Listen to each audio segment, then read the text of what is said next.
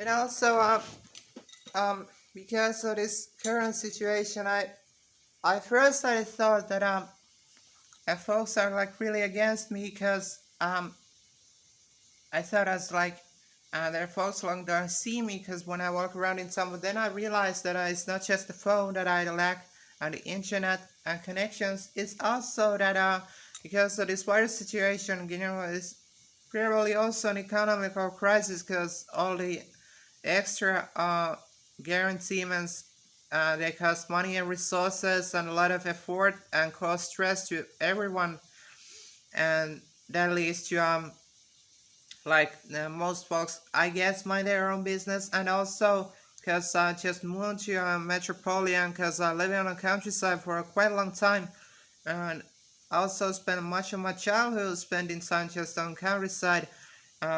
That I it takes time to adapt into a city life. I started collecting books again and practicing theater and art because I needed some art therapy for myself. I learned to do piercings back in the year or day on 2019 or something because I went to professional piercers first, but then I started to fetch that the prices were really twisted. Like they asked for 50 or 80 or something for a nostril or something. Then I learned to do it myself, so I saved some money.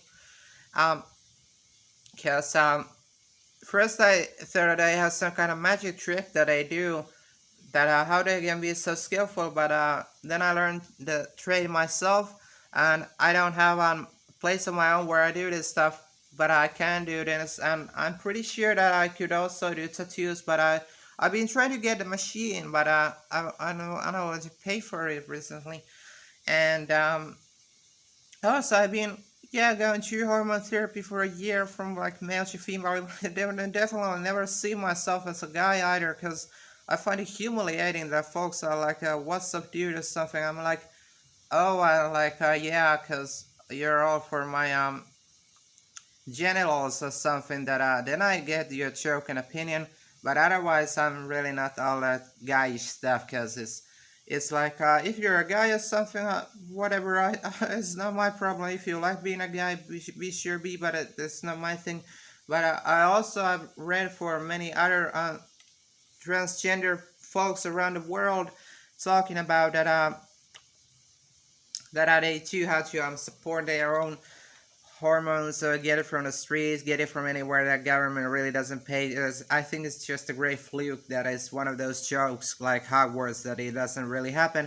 And if it does happen, it will happen. It just probably you will need some kind of connections or people to support you or back you up because I never had that kind of support.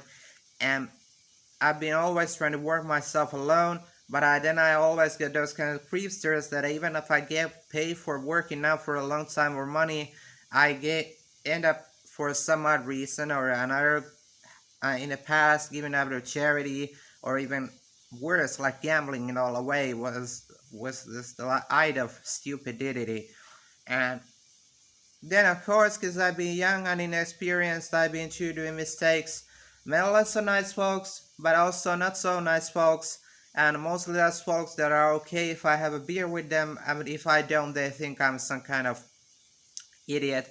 And uh and then of course the general lack of support because like about doctors and their when you of government paid sex repair surgery CDC, like it's a common law that doctors they don't need to help you because they can say no, and the reason is just that they have the authority to say so. And that's for example why don't well, in the first place, like pretty much anyone can be told no to, like whatever. If you're completely wasted, whatever, just no, because I want to have my coffee or whatever. And it's kind of sucks because I'm not here like complaining, like bitching, like hey, that I don't get anything that I want, but it's like hard ass work because it's like who will want to have a nice kind of wet dream? Like, hey, you have lots of friends. Hey, government allows you. Hey, you're one with Jesus, and everybody who raised and has sex. But then it turns out to be the dark side, of you just get kicked in your ass, thrown into the street, told fuck you and spit on your face and walking like they're collecting trash, collecting empty bottles, working out, exercising.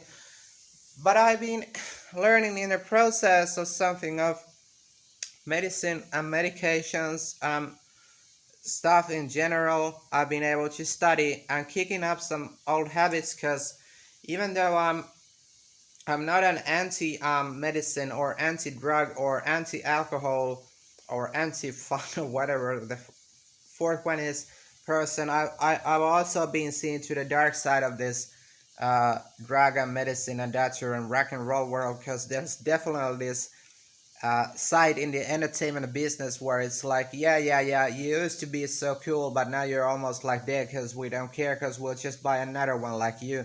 Because it's like, oh, yes, anybody who's like ever read of rock and roll people, rock and roll movie star entertainment business, because there's a shitload of people, and the general rule seems to be, it sounds cruel, but it's nature. Like, if you like, I'd be reading on acting and actresses, and this sounds cruel and it sounds false, but read anyone's autobiography about rock and roll. Folks are like, yeah, we love Bonzo, but he just had too much drink, and then, well, we had just made a lot of money. And it's kind of sad that our drummer died and partakings to his family, and I'm really sad too. But the joke is on like everyone. If you're like, whatever you do, as folks like send folks with the authority to tell you like no and tell you yes or no, it seems to be that in most cases, like even if you have talent or you have potential, whatever, and folks seem to think like that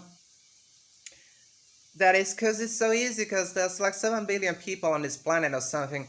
You can say like, yeah, you wanted this job, but I think like I could give it to someone else because there's so many people looking for the job. If I hope you get my meaning or something. I don't want to be like evil or anything, but yeah, I get it, get your point. And it's just what happens because that's back to the drugs and alcohol business because like liquor, for example, and red wine, which I love, um, it's like meant to be a compliment with, enjoying with, for example, good company, friends, family, and with food. Because if you like have a drink without just being dead sober and not even having any food, you go with like soup.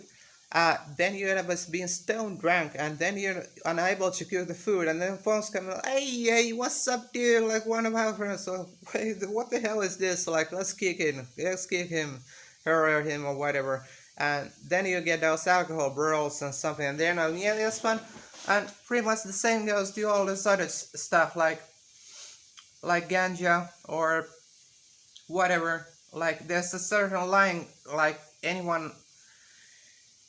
Okay, I like loud tobacco, but I can't get rid of it. This doesn't seem to have enough with me. And here I'm finishing this lunch watch. Thank you for watching. I've been on the third one.